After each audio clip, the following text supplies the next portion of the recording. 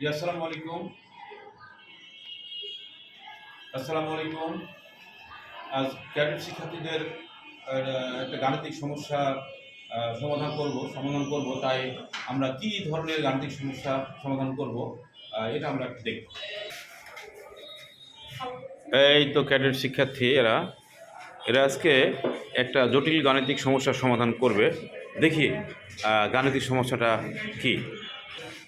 গাণিতিক সমস্যাটা হচ্ছে ABCD একটি আয়তক্ষেত্র, যার দৈর্ঘ্য 12 মিটার, প্রস্থ 6 মিটার এবং এই ক্ষেত্রটিকে বেষ্টন করে একটি বৃত্ত রয়েছে।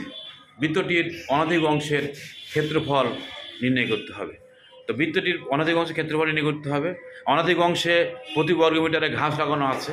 যদি 10 টাকা খরচ লাগে তাহলে মোট কত খরচ পড়বে, কিভাবে শিক্ষার্থীরা করছে এটা আমরা একটু দেখি। ধন্যবাদ সবাই।